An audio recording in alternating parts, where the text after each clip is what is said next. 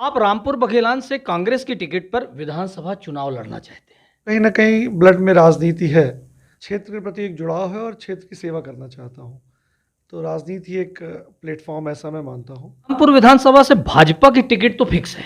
अब आपने कहा तो फिक्स है। भाजपा जानी भी जाती है कि वो सिटिंग एमएलए कम से कम 25-30% टिकटें काटते हैं कि एंटी इनकम्बेंसी तो रामपुर में भी काफ़ी है, और अगर सर्वे के आधार पर चलेंगे तो टिकट कट जानी चाहिए। दोस्तों नमस्कार, मैं रम्मू सिंह। आज हमारे स्टूडियो में आए हुए हैं सतना जिले की रामपुर बघेलान विधानसभा से रोहित कान सिंह जी। बहुत बहुत धन्यवाद। नमस्कार।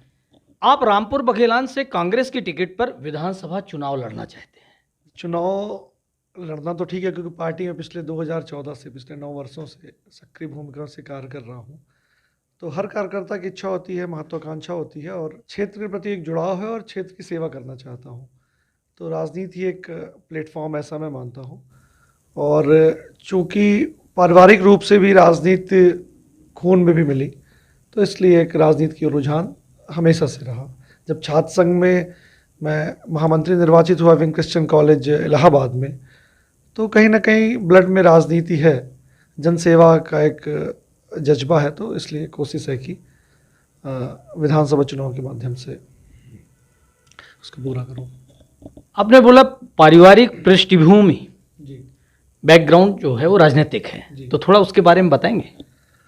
अब थोड़ा पीछे जाना पड़ेगा उसके लिए।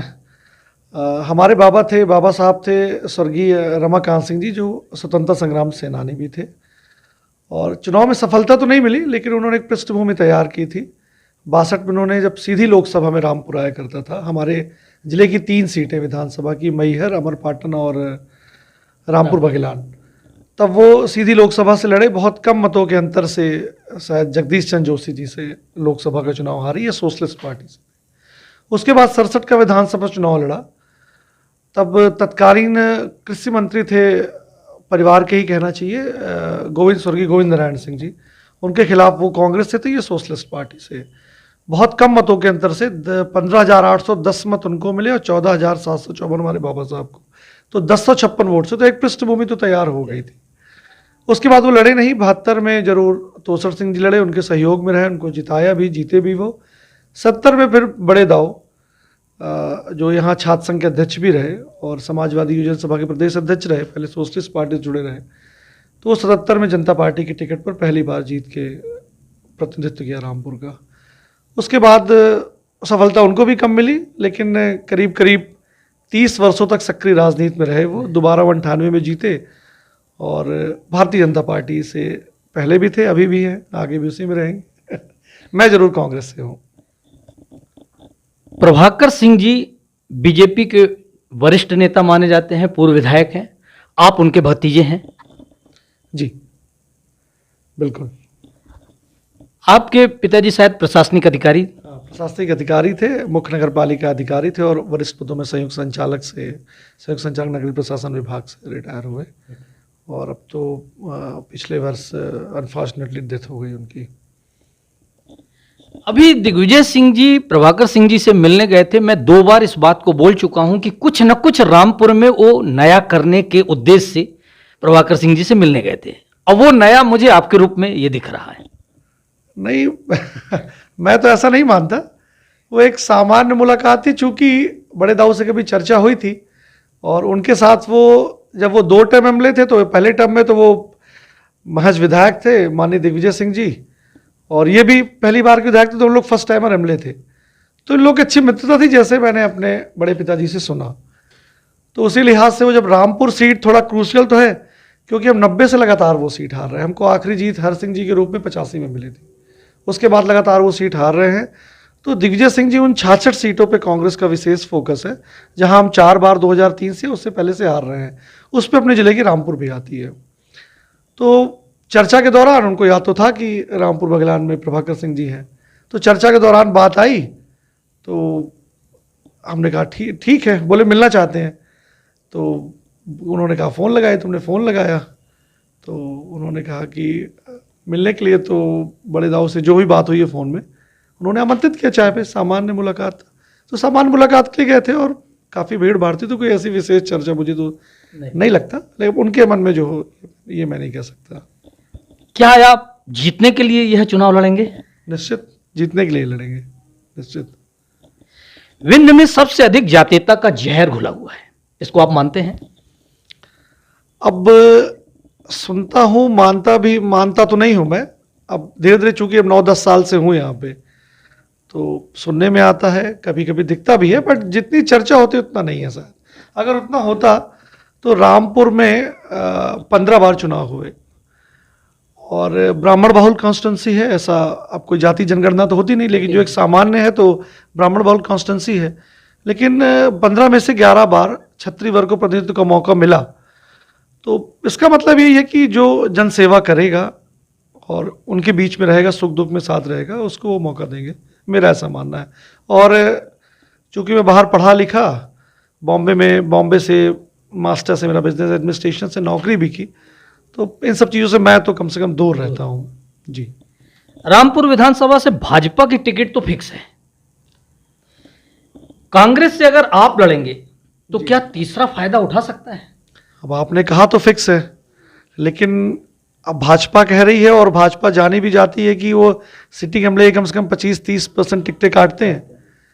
तो जो मुझे क्षेत्र में भ्रमण के दौरान, लोगों के आसपास जाने के दौरान जो मुझे समझ में आता है कि एंटी इनकम्बेंसी तो रामपुर में भी काफ़ी है, और अगर सर्वे के आधार पर चलेंगे तो टिकट कट जानी चाहिए। पुष्पेंद्र प्रताप सिंह और छत्रपाल सिंह छत्तू जब चुनाव लड़े थे जी, तो हर्ष सिंह जी की हार हुई थी 2008 में जी। तो क्या अपन ऐसा ही कुछ मान के चले? नहीं, वो लोग लड़े थे, और जहाँ तक मैं जानता हूँ उस समय तो मैं बॉम्बे में था, तो निर्दलीय लड़े थे दोनों लोग। शायद भारतीय जनशक्ति पार्टी थी, हाँ। छत्तू दादा की, और पुष्पेंद्र प्रताप सिंह जी दाऊ साहब शायद निर्दलीय थे। और जो भाजपा का पुराना कार्यकर्ता था, जो बार बार चर्चा आती है कि नई भाजपा पुरानी भाजपा, वो सब शायद पुष्पेंद्र सिंह दाऊ साहब के साथ थे। इस वजह से उनको हार मिली, और पार्टी में वो हर सिंह जी को पहली बार टिकट मिली थी, तो वो सामंजस्य बिठा नहीं पाए। यही एक कारण मुझे लगता है। रामपुर बघेलान की प्रमुख समस्याएं क्या हैं? अब मेरे जहन में तो समस्याएं कई हैं। जिस तरह से प्रतिनिधित्व का मौका मिला, तो उस तरह से समस्याएं हल नहीं हो पाई। जैसे हमारे रामपुर जो दक्षिणी भाग है, जो NH75 अपनाता है, पुराना नाम उसका NH75, रीवा सतना रोड जिसको सामान्य भाषा में कहते हैं, तो रीवा सतना के दक्षिणी छोर पे कुछ उत्तरी के भी भाग हैं, बट मूलतः दक्षिणी का जो क्षेत्र है, रामपुर दक्षिणी जिसे कहते हैं, NH7 और NH75 के बीच का क्षेत्र, इसमें पेयजल की बहुत समस्या है। एक 12-15 साल पहले CWC, सेंट्रल वाटर कमीशन की रिपोर्ट आई थी केंद्र सरकार की। उसमें यह था कि रामपुर देश के अतिदोहित जल क्षेत्र में से एक है। तो ग्राउंड वाटर लेवल, मतलब सिंचाई के साधन तो ठीक है, सिंचाई के साधनों का अभाव तो है ही है, बट पेयजल का भी अभाव है, ये आप अभी महसूस कर सकते हैं। तो उसके लिए एक बड़े दाउस में संयोजक थे, और पिताजी जब प्रशासनिक अधिकारी थे, उनकी कृषि में बहुत रुचि थी। जब आए तो उन्होंने पानी की समस्या से दो चार हुए, हालांकि वाकई पहले से थे, बट जब मूल रूप से आए तो बिल्कुल आमना सामना हुआ। तो हम लोगों ने एक बाढ़ सागर जल लौह संघर्ष समिति का गठन किया, जो कि दलीय आधार पर नहीं थी, क्योंकि ये समस्या तो समाज की समस्या है। तो गठन किया, और बाढ़ सागर जल लौह संघर्ष समिति के माध्यम से मुख्यमंत्री, कलेक्टर से लेकर मुख्यमंत्री तक धरना प्रदर्शन, आंदोलन, और समय समय पे अपनी बात तकनीकी विभाग के अधिकारियों तक, बाढ़ सागर तक, सी तक पहुंचाते रहे। तो दक्षिणी क्षेत्र में नहरों का कुछ तो सर्वे वगैरह शुरू हुए हैं हम लोग की मांग के अनुसार। उसमें राम प्रताप सिंह जी दाऊ साहब का भी सहयोग सराहनीय था, उनसे भी चर्चा होती थी, और उनके मार्गदर्शन में हम लोग ने काम किया। बड़े पिताजी के मार्गदर्शन में तो कुछ हलचल हुई है। अब वो नहर कब तक आती है तय बाद में हो पाएगा जी।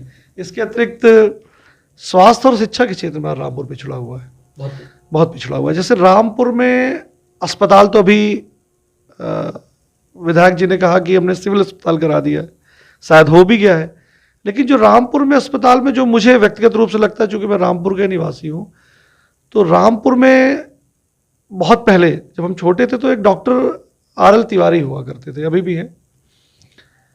तो जो उनके समय अस्पताल की व्यवस्था थी, या व्यवस्था शायद अभी भी कह ले, बट जो विश्वसनीयता थी वो रामपुर के लोगों में नहीं है कि रामपुर अस्पताल में हम जाएंगे तो हमें बेहतर इलाज मिलेगा, कोई अटेंड करेगा, किसी भी समय जाएंगे तो कोई मिलेगा, इसका ज़्यादा अभाव है। स्टाफ है, एक्सरे मशीन आ गई, तमाम सारी चीज़ें हैं, लेकिन जो व्यवस्था या स्वास्थ्य के प्रति लोगों की जो विश्वसनीयता होती है उसका अभाव है। तो सबसे महत्वपूर्ण तो ये है कि वो विश्वास जगाएं कि हाँ, अस्पताल में 24 घंटे ये सुविधाएं मिलेंगी, कोई ना कोई doctor, nursing staff, paramedical staff उपलब्ध रहेगा। ये सबसे महत्वपूर्ण समस्या है।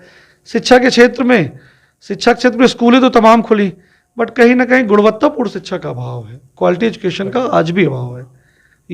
ये 2-3 मूल समस्याएं हैं। और जो सामान्य समस्या है वो पूरे प्रदेश में, मैं जहाँ तक वो समझता हूँ कि तहसील में, नगर पालिका में, थाने में भ्रष्टाचार, तो ये तो भाजपा सरकार है इसलिए है, और मूल रूप से यही समस्या है रामपुर की। पूरे विंध्य प्रदेश में जी, कोरेक्स नशे के कारोबार का हब रामपुर को माना जा रहा। हाँ, बिल्कुल सही है। जब भी कोई आप बड़ी न्यूज़ पढ़ेंगे, हमसे ज़्यादा अनुभवी हैं आप, हमसे बेहतर जानते हैं, तो रामपुर का नाम कहीं ना कहीं से लिंक होगा, और वो लिंक सरगना के रूप में होता है, और है ये निश्चित बात है। और कारण क्या है, अब इन बातों बहुत स्पष्ट रूप से मीडिया में बोलना उचित नहीं है, लेकिन आप अगर तह तक जाएंगे तो कहीं ना कहीं कुछ महत्वपूर्ण बातें मिलेंगी। जी, ऐसा कोई गांव नहीं बचा जहां अवैध अंग्रेजी शराब नहीं मिलती, कोई एक गांव रामपुर का। ये भी बिल्कुल सही बात है, आपकी जानकारी पूर्णतः सत्य है। ऐसा कोई गांव नहीं है, और ये खुलेआम शासन प्रशासन के संरक्षण में ही शराब बिक रही है। पिछले 20 सालों से लगातार भाजपा सरकार है, और तमाम लोग जो भाजपा के पदाधिकारी हैं, तमाम लोग जो राजनीतिक पद में हैं, उनको संरक्षण देते हैं। ये मेरा स्पष्ट आरोप है, बिल्कुल खुला आरोप है कि इनके संरक्षण में ही शराब, नहीं तो ऐसा संभव नहीं। 1-2 जगह कहीं बिकती हो, ठीक है, वो हर समय होता होगा, हर सरकारों में होता होगा, लेकिन स्पष्ट रूप से शराब बिक रही है, ये तो बिना संरक्षण के संभव बिल्कुल नहीं है, मेरा ये मानना है। आप अगर विधानसभा टिकट पाते हैं और जीतते हैं जी, तो एक कोई ऐसी संभावना विकास की कि रामपुर में जो सबसे जरूरी हो। सबसे जरूरी नहर, पानी का अभाव, सिंचाई सुविधाओं और पेयजल के लिए नहर लाना, तो वो मेरा सबसे प्रथम प्रयास होगा कि सबसे पहले मैं नहर के लिए ही प्रयासरत रहूँगा। वो मेरा बाणसागर का पानी तो आसानी से लाया जा सकता है। लाया जा सकता था, उस पर काफ़ी थोड़ा अब जरूर कठिन हो रहा है। बाढ़ सागर में क्या था कि थोड़ा 1 मिनट समय लूँगा, फिर 2 मिनट, आपने जब बात छेड़ी है तो कुछ दूर तक जाएगी। बाढ़ सागर 2004 में इनॉग्रेट हुआ, जहाँ तक मैं जानता हूँ माननीय अटल बिहारी वाजपेयी जी थे, उनके कार्यकाल में इनॉग्रेशन हुआ। और जब माननीय दिग्विजय सिंह की सरकार थी, 93 से 3 तक की 10 साल की सरकार थी, तो सेकेंड टर्म में बड़े पिताजी भी उस समय रामपुर का प्रतिनिधित्व कर रहे थे, विधायक थे। माननीय रामचंद्र सिंह जी जूदेव कोरिया कुमार जल संसाधन मंत्री थे, उनके रुचि से और केंद्र सरकार के भी सहयोग से बाढ़ सागर का काम त्वरित गति से हो पाया। माननीय वाजपेयी जी ने फिर उसका उद्घाटन किया। उसके बाद पूर्वा नहर जो आती, जो रामपुर उत्तरी को सींचते हुए जाती है आगे तक कोटर वगैरह तक, तो पूर्वा नहर से 2004 से 14 तक किसी भी बांध का जब बाद में अध्ययन हुआ कि 2004 से 14 तक हम कहाँ खड़े हैं, तो जो इरिगेशन डिपार्टमेंट की रिपोर्ट ये आई कि जो हमारा कैचमेंट एरिया है या जो बाढ़ सागर का कमांड एरिया है, इसमें 1 लाख सवा लाख हेक्टेयर की और वृद्धि, हम जो 10 साल का एवरेज रेनफॉल निकाला, उसका कैचमेंट एरिया, उसका कमांड एरिया निकाला, करीब 1 लाख हेक्टेयर प्लस की हम सिंचाई इस नहर बांध के माध्यम से कर सकते हैं। अब दिक्कत ये थी कि नहरों का जाल नहीं था, तो हमको उसका इंफ्रास्ट्रक्चर, नहरें डेवलप करनी थी। तो उसी कड़ी में जो बहुती नहर, ये तो पूर्वा नहर थी, एक बहुती नहर योजना का काम शुरू हुआ 14 से 15-16 के बीच में। अब दोनों चीज़ें हैं उसमें। अब क्षेत्रीय सांसद हैं, वैसे तो बड़े सक्रिय माने जाते हैं विकास के लिए, पेपरों से जानकारी मिलती रहती है। हमारे इसके पहले भाजपा की सरकार थी, और खुशनसीबी से माननीय हर सिंह जी ही जल संसाधन राज्य मंत्री थे। उसी समय की योजना, जब वो मंत्री 2016 में ही मंत्री बने वो आधे कार्यकाल के बाद, और ये बाढ़ सागर की बहुती नहर योजना भी करीब करीब उसी समय की है। तो कब कहीं ना कहीं जो क्षेत्रीय जनप्रतिनिधि थे, तत्कालीन जनप्रतिनिधि, उनका कहीं ना कहीं सोच का अभाव जरूर मैं मानता हूँ। और वो पूरी बहुती नहर जो है वो करीब करीब उसका मैक्सिमम पानी जो चला गया वो आपका गुड़ में चला गया, नईगढ़ी माइनर में चला गया, त्योथर चला गया, सिरमौर चला गया। तो डूब क्षेत्र तो हमारा डूबा, सतना जिले का डूबा, लेकिन जो सिंचाई हो रही है वो सर्वाधिक बहुती नहर से रीवा जिले की हो रही है। तो कहीं ना कहीं क्षेत्रीय जनप्रतिनिधियों के जिले के प्रति सोच की कमी को या विजन की कमी को मैं मानता हूँ। और जनता कमी भी कह सकते हैं। जनता कमी ऐसी कि इन्होंने भी मांग नहीं उठाई। दोनों चीज़ें हैं, हमको भी मांग अपनी रखनी चाहिए जनप्रतिनिधियों के सामने, लेकिन जनप्रतिनिधि का तो नैतिक दायित्व है कि अगर कोई योजना है, इतनी बड़ी योजना आ रही है, तो सबसे पहले हम अपने क्षेत्र के लिए मांग करें। अगर तकनीकी रूप से संभव है तो जाएगी, जैसे हमने भी मांग की। तो कोई ऐसे अनर्गल नहीं कि कुछ भी मांगा, हमने तकनीकी रूप से पूरा, हमारे कुछ मित्र हैं उनसे डेटा लिया, जानकारी इकट्ठी की, टोपो सीट देखी। हाँ, कुछ जगहों में पानी जा सकता है, कुछ जगह नहीं कहते, जो हमने पूरे 59 गाँव लिए वहाँ पानी सब जगह जाएगा, लेकिन उन 59 गाँवों में कम से कम जो मेरा अध्ययन है 40-45 गाँव में पानी जाएगा। तो जब वो 40-45 गाँव में आएगा तो अपने आप ग्राउंड वाटर लेवल इंक्रीज होगा। आप जहाँ नहरें चल रही हैं पूर्वा की, वो पता कर सकते हैं, तो वहाँ के बोरवेल अपने आप चलने लगेंगे। तो एक जब पानी आ जाएगा तो किसी न किसी माध्यम से फिर किसान जो है सक्षम हो जाएंगे, संपन्न हो जाएंगे, ये मेरा मानना है। आपको लगता है कि इस बार सरकार तो निश्चित रूप से कांग्रेस की बनेगी। और जो ये कांग्रेस ने विशेष रूप से 66 सीटों पे फोकस किया है, तो एक तरह से आप ये मानिए कि अगर 230 पे से हम 66 सीटें घटा दें, जहां हम 4 बार से नहीं जीत रहे, तो पिछली बार हमने 266 से 230 से 66 घटाया, मतलब कितनी सीटें बच रही है अपने पास? 156-57 सीटों पे कांग्रेस चुनाव ही लड़ रही थी। अगर इस रूप में देखें तो 156-57 सीटों में हमने 114 सीटें जीती, तो स्ट्राइक रेशियो बहुत अच्छा माना जाए। बट इन 66 सीटों में भी हमारे माननीय कुलदीप राठौर जी आए थे, जिनको विंध्य की ऐसी सीटों का जिम्मा सौंपा गया है। ये हिमाचल प्रदेश कांग्रेस कमेटी के पूर्व अध्यक्ष हैं और अभी उन्हीं के नेतृत्व में ये सरकार गठित हुई वहाँ। तो वो उन्होंने बताया कि हमारे यहाँ भी उन 70 सीटों में 11 सीटें ऐसी थी, तो इस बार हम 11 में 6 या 7 सीट जीतने में कामयाब हुए वहाँ हिमाचल में। तो कहीं ना कहीं बहुत बड़ा योगदान है इन ऐसी सीटों का। अगर 66 में हम 20 सीटें भी जीतते हैं तो ये प्लस है, क्योंकि 66 सीट तो हम 4 बार से लगातार आ रहे हैं। तो हम चुनाव एक तरह से 156-57-58 सीटों पर लड़ रहे हैं। तो कांग्रेस ने, माननीय दिग्विजय सिंह ने, माननीय कमलनाथ जी ने, या जो शीर्ष नेतृत्व राहुल भैया ने जो ये निर्णय लिया है कि इन सीटों पर मजबूती से लड़ें, अच्छे उम्मीदवार तय करें, तो इसका लाभ जरूर कुछ तो कुछ पार्टी को मिलेगा, ऐसा मेरा मानना है। और रामपुर में चूँकि जिले में एक सीट रगांव और ऐसी थी जहां हम 85 के बाद से नहीं जीते थे, और उपचुनाव में जो हालिया हुए जो लड़े गए कांग्रेस पार्टी उपचुनाव में, हम लोग भी वहाँ पे ड्यूटी में थे। तो कहीं ना कहीं उसकी हवा रामपुर की ओर भी जाएगी और निश्चित जीत मिलेगी, ऐसा मेरा मानना है। बहुत बहुत धन्यवाद आपका, आपने बहुत खुली चर्चा की।